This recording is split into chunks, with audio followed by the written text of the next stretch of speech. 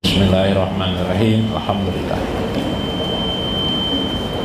Iyyaka na'budu wa iyyaka nasta'in. Shiratal mustaqim, shiratal ladzina an'amta 'alaihim ghairil maghdubi 'alaihim waladdallin. Amin. Assalamualaikum warahmatullahi wabarakatuh. Bismillahirrahmanirrahim. Bismillahil malikil qudusis salam. Bismillahirrahmanirrahim. Hakim. Wassalatu wassalam ala sayyidina wa nabiyyina Muhammad wa ala alihi wa sahbihi ajma'in. Paina insyaallah asli kitab Syekh Abdul Qadir Jailani Fathur Rabbani wa nafa'na bihi wa ulumihi bidarain amin ya rabbal alamin. Mudah-mudahan melewati saluran Syekh Abdul Qadir Al-Jailani makin dekat kita dengan Syekh Abdul Qadir Jailani, dan makin dekat kita akhirnya bersama baginda Rasulullah sallallahu alaihi wasallam, sehingga dapat kita meraih ridho Allah subhanahu wa ta'ala dalam hidup ini sampai akhir hayat kita bersama dengan baginda Rasulullah sallallahu alaihi wasallam dalam kemesraan, kemegahan, keagungan yang dibingkai Allah dalam Sidratul Muntaha. Amin ya rabbal alamin. Ya gulam, wahai anak-anakku, kata Syekh Abdul Qadir Jailani, ij'alni mir'ataka, jadikanlah aku ini adalah cermin bagimu. Ij'alni mir'ata qalbika wasirrika, jadikan aku adalah pantulan cahaya bagi hati dan sirmu. Ambillah ilmu yang ada pada diriku agar engkau makin dekat kepada Allah dan Rasulnya. Mir'ata a'malika, itulah juga cermin bagi amal-amalmu dalam hidup ini. Tidak ada yang ada di dalam jiwamu kecuali hanya Allah dan Rasulnya. Adin minni fa innaka tara fi nafsika ma la tarahu ma'al abdi anni. Perlulah engkau mendekati aku sedekat-dekatnya. Fa innaka tara fi nafsika ma la tarahu ma'al abdi anni. Karena jika tidak engkau dekat kepadaku, engkau bagaimana bisa akan melihat tentang dirimu itu. Fa innaka tara, engkau melihat nafsimu, dirimu, ma'la tarahu ma'al abdi ani, tidak sebagaimana seharusnya seorang hamba melihat dirinya. Karena itu engkau perlu jalan wasilah memahami dan mengenali dirimu itu sebagaimana aku memahami mengenali diriku itu sendiri. In kana laka hajatan fi dinika fa alaika bi fa inni la uhabbika bi dinillahi azza wa jalla. Jika engkau memiliki satu hajat, harapan yang itu ada di dalam agamamu, seperti ingin dekat kepada Allah, ingin bersama baginda Rasulullah sallallahu alaihi wasallam, ingin menjadi hamba Allah yang terdekat di sisinya, maka bagimu aku akan menyampaikan jalan-jalan itu, karena aku tidak akan pernah mengecewakanmu. Bidinillahi azza wa jalla, dalam agama Allah azza wa jalla.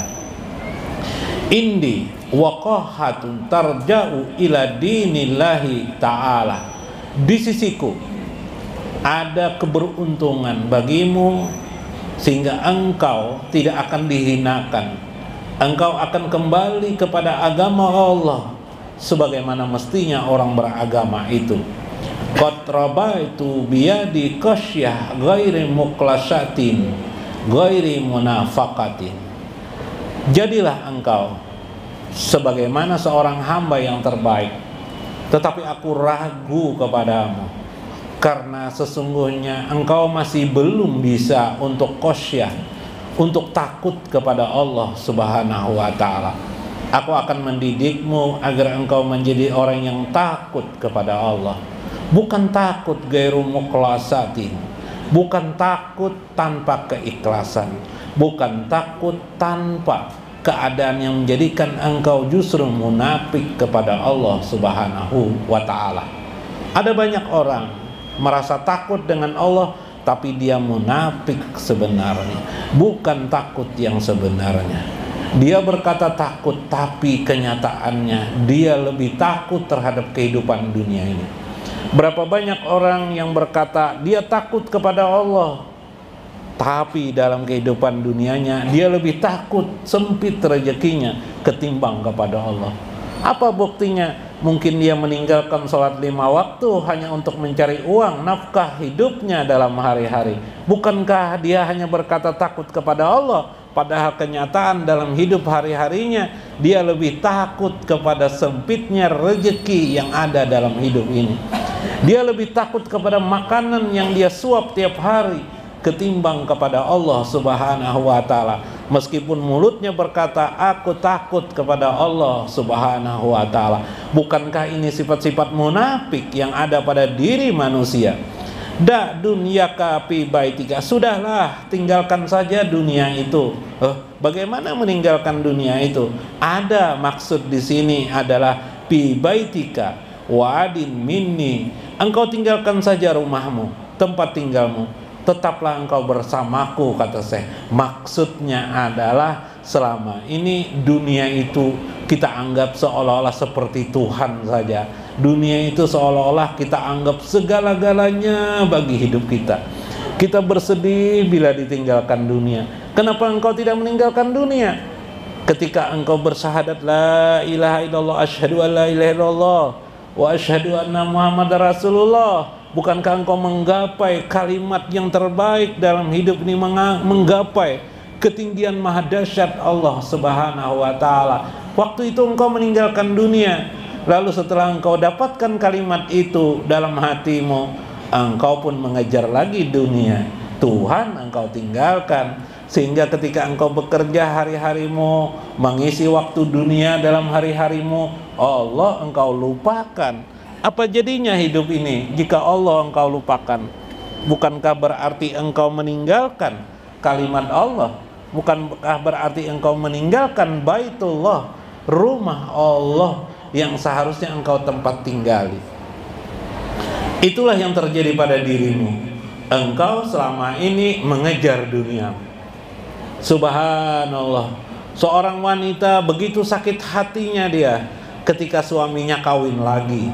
Bukankah engkau takut dengan keadaan duniamu ketimbang kepada Allah Subhanahu wa ta'ala? Sementara salah satu sholat dari 5 waktu engkau tinggalkan, engkau tidak sakit hati, engkau masih bisa tersenyum. Tapi ketika suamimu kawin lagi, engkau sakit hati, bersedih berlama-lama. Atau seorang suami atau seorang laki-laki ingin mencari Laila, setiap malam terkenang dengan Laila, gadis idamannya. Gadis idaman itu tiba-tiba kawin dengan laki-laki lain. Maka si laki-laki itu pun terjerembab dalam hidupnya.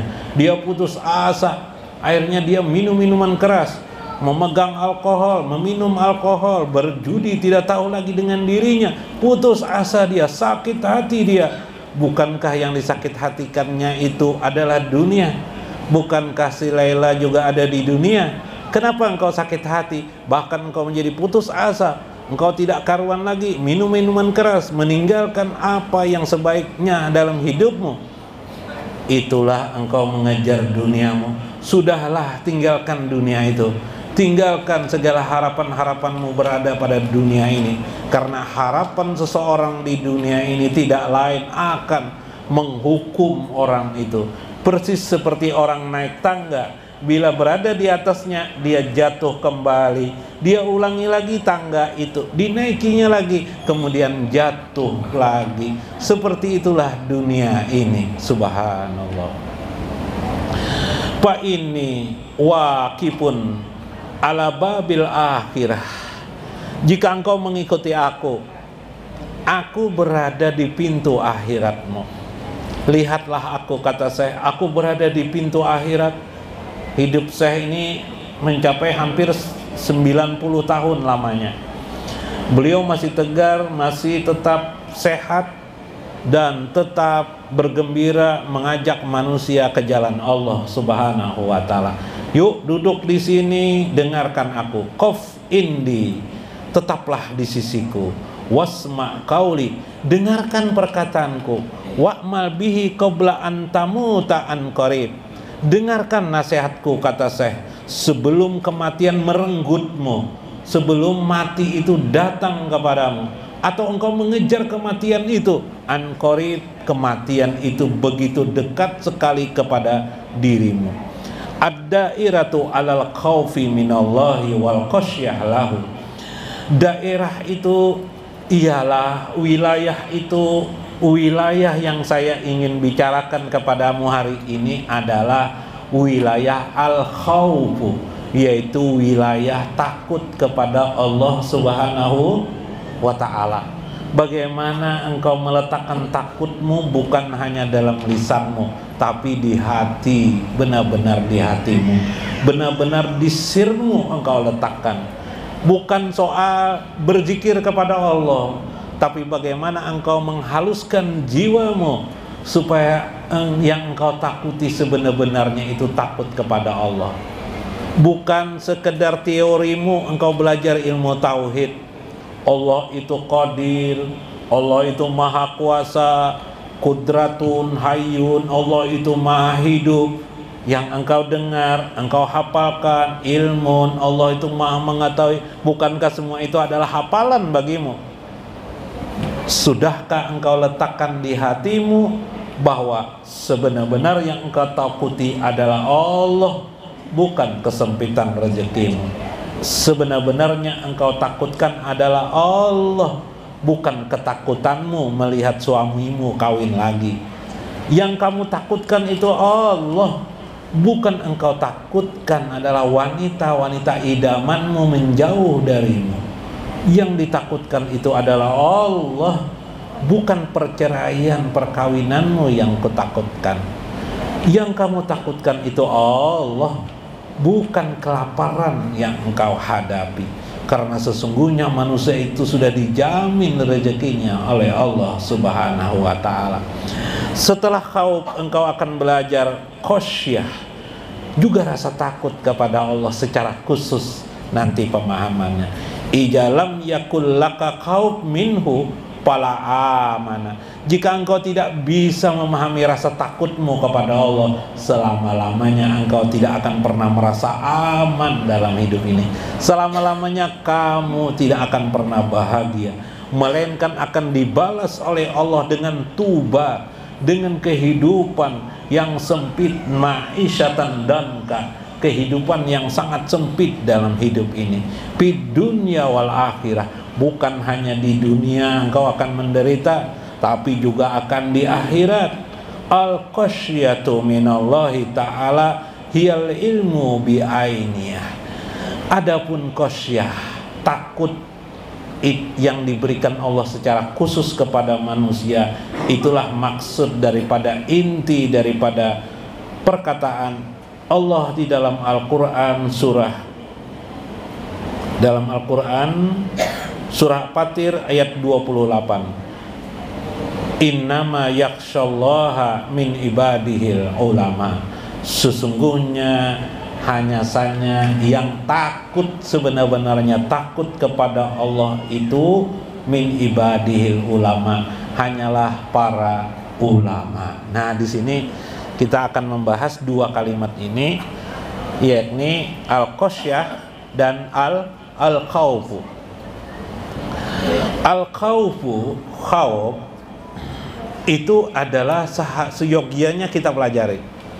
Khasyah itu sifatnya orang alim atau ulama, min ibadihil ulama.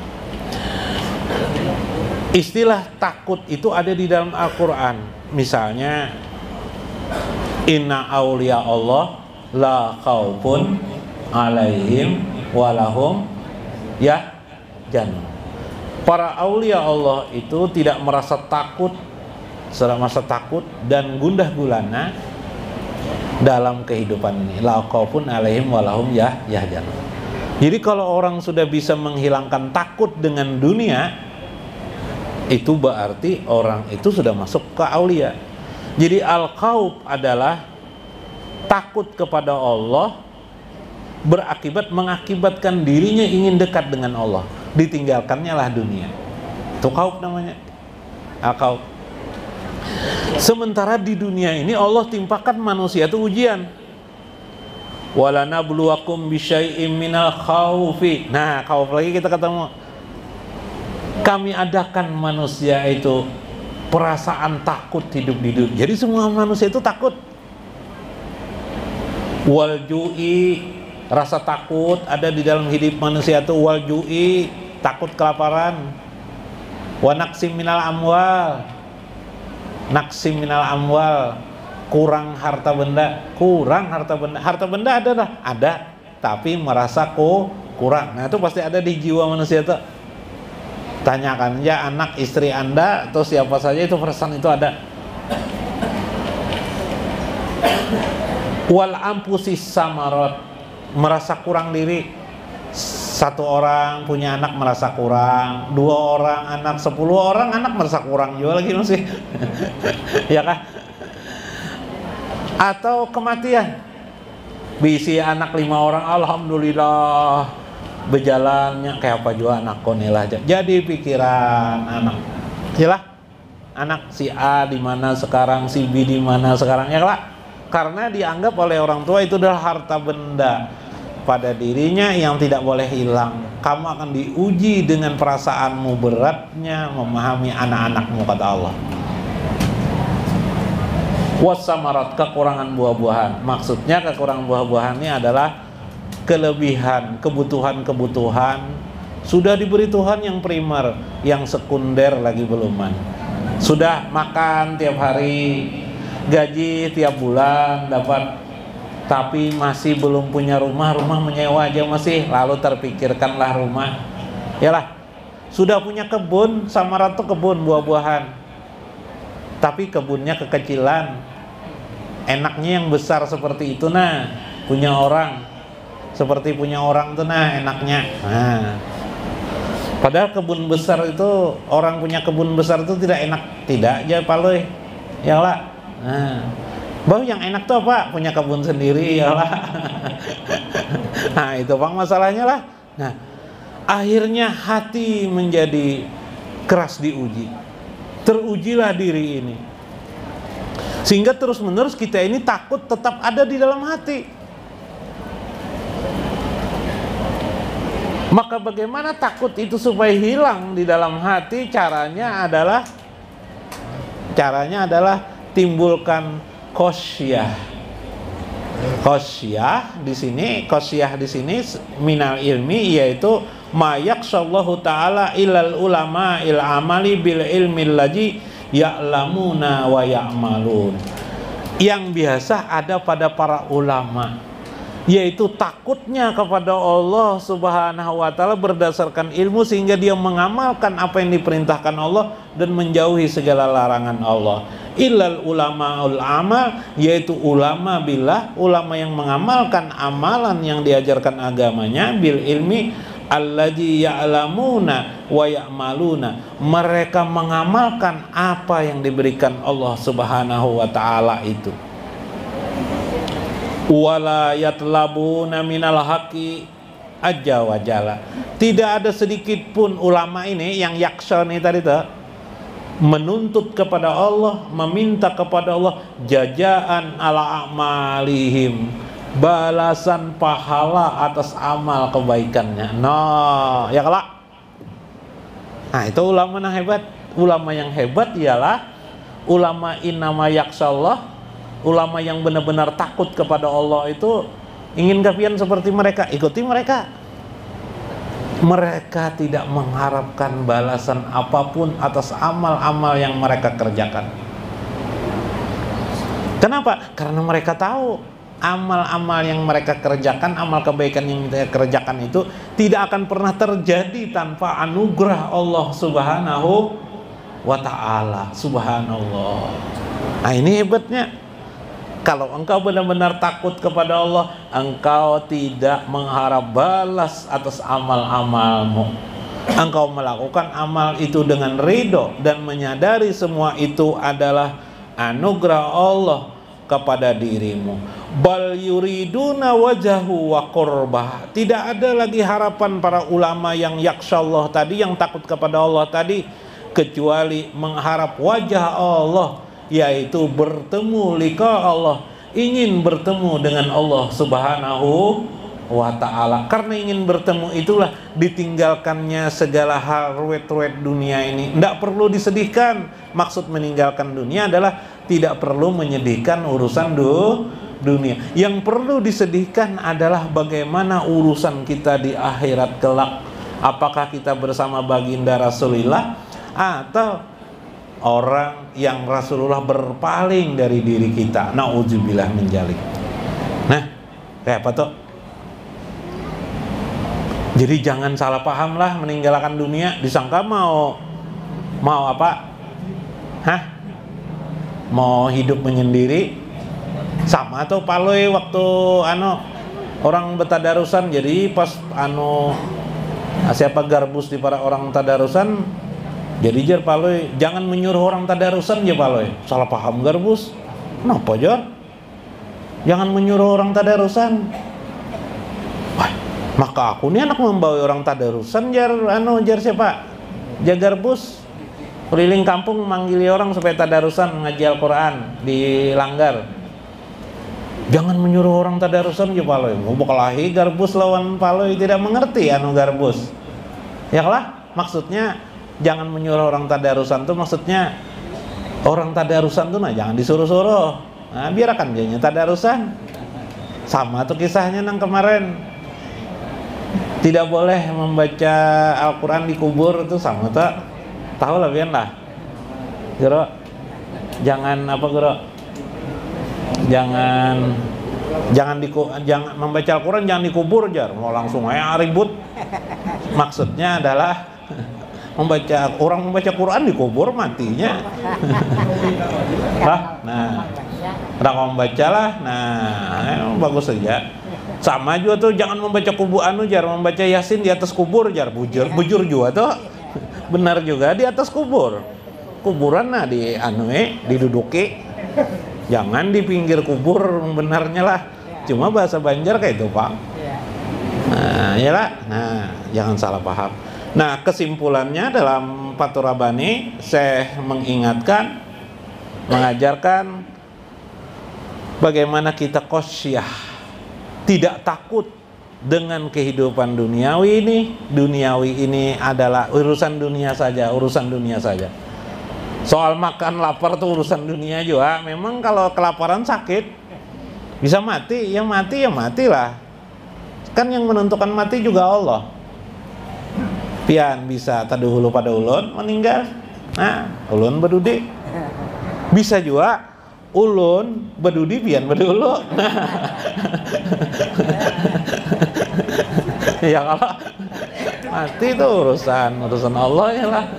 Nah, bila dapat makanan alhamdulillah ya kalau lah. Nah, tapi yang hebat lagi suhud selain ucapan alhamdulillah, melihat aja sudah alhamdulillah. Melihat aja nih melihat kue ini sudah melihat rahmat Allah, sudah melihat kasih sayang Allah, sudah melihat baiknya Allah pada diri kita. Itu lebih lagi dari ucapan sekedar alhamdulillah. Nah, kawalah kayak itulah. Nah, awas masih melelek lawan binian lah. Kalinya biniannya juga yang dilelek. Mudah-mudahan bermanfaat. Mudah-mudahan bermakna dalam hidup kita. Wallahul muwafiq ila aqwamit thoriq. Wassalamualaikum warahmatullahi wabarakatuh.